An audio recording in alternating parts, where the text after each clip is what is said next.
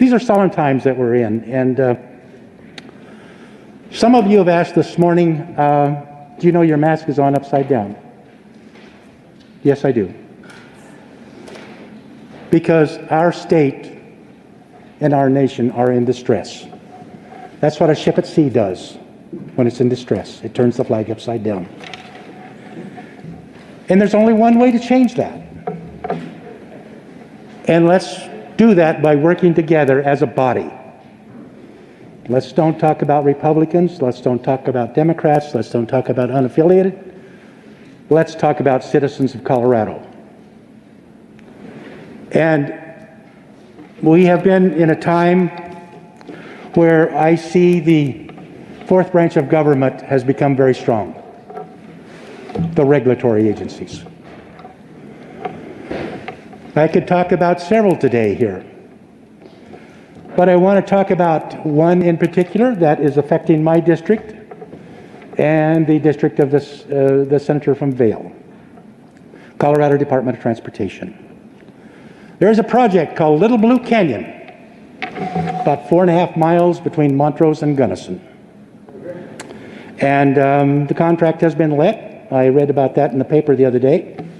I have had great conversations on this project because there's something very wrong with this project. It is a project that needs done. It is a safety factor. In 18 years, we have had 8 deaths in that canyon.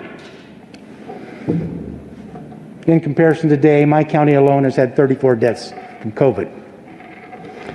So what I'm going to talk to you about today is how a regulatory agency, and not exactly their fault, can destroy a community that COVID has been unable to do. The contract signed, and I truly respect the contractor that's doing it, American Civil Construction. I think they will do a good job. But the contract says Highway 50, one of 4 routes going west. 40 to the north, I-70 the main, 160 to the south, and Highway 50 the other route. This is Highway 50 we're talking about. The contract calls for that road to be closed for 19 hours a day for up to 2 years.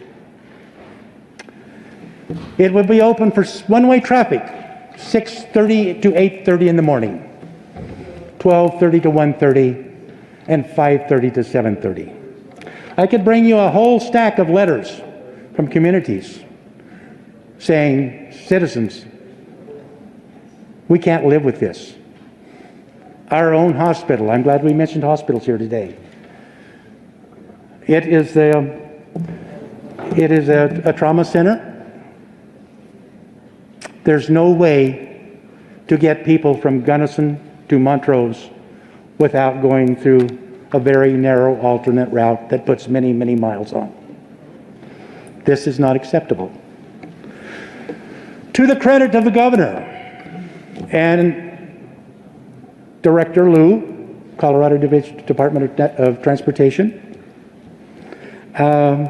wrote a letter to Secretary Chow saying we need to talk about this. Because we're exchanging the economy, the health, and the welfare of our communities for $20 million in federal funds. Not only are we taking the money, we're putting the federal government in charge of the project. The governor and Secretary Liu wrote the letter to the administration, Elaine Chao. I'm not aware of any response.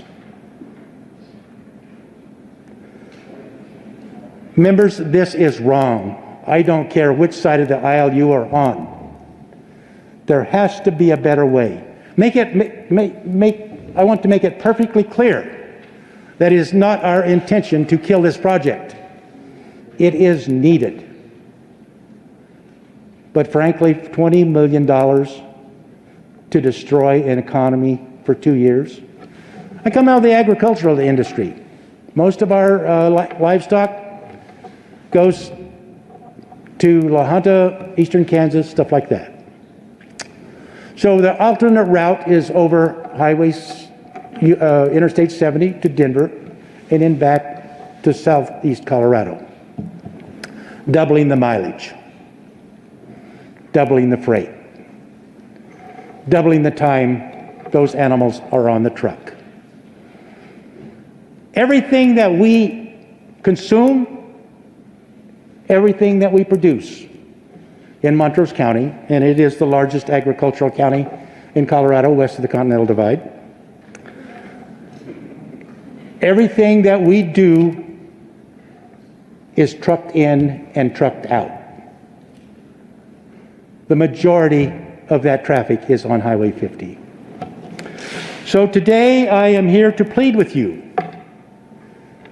to work with the state of Colorado, the Colorado Department of Transportation, the federal government, saying destroying a community for 2 years, just initially, and how long will be the recovery from that, is unacceptable. So I'm asking you today to join me in sending a message to Washington, D.C. that our lives matter also. Thank you.